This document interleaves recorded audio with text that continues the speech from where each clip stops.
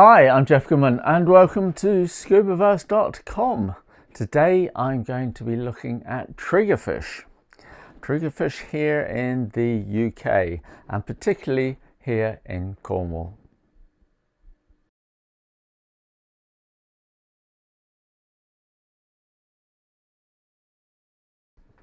It would be about 20 years ago that I saw my first triggerfish here in the UK, and that was in Stark Bay on the South Devon coast.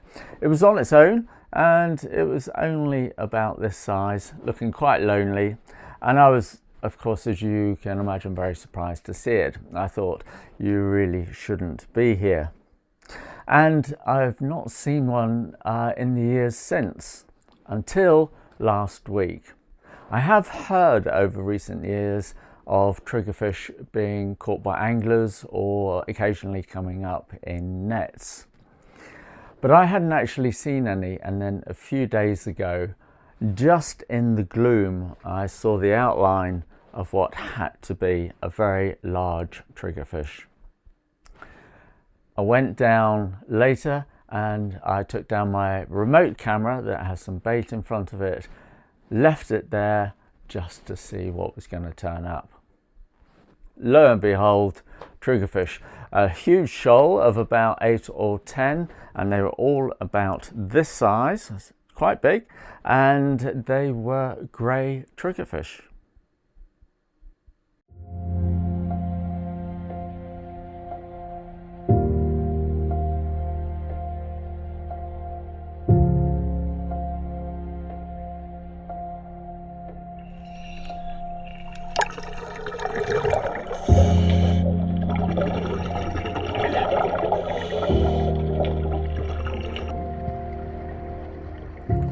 After about 5 minutes, a good-sized ballan wrasse turned up with a few triggerfish, but the wrasse soon got intimidated by their size and decided the free meal was not worth the hassle.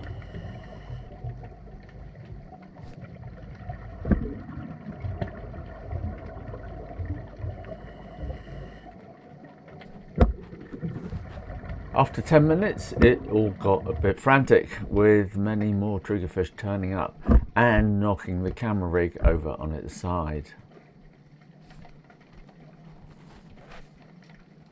Normally, before global warming and rising sea temperatures, the grey triggerfish lived in the coastal waters in tropical and subtropical areas of the Atlantic and the Mediterranean.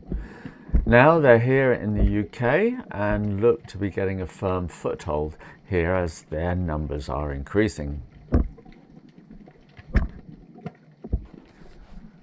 The grey triggerfish is an opportunistic omnivore, eating both plants and animals depending on what they can find.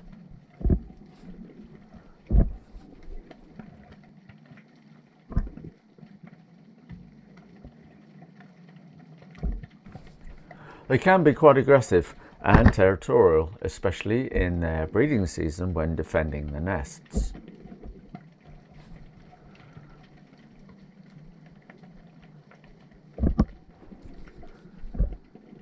The off-camera crunching noises you can hear are the fish actually biting the camera, and have left quite a few deep scratches, none of which I am happy to say are on the lens. They do have very powerful jaws and do need to keep gnawing their teeth on hard surfaces to keep them becoming too large.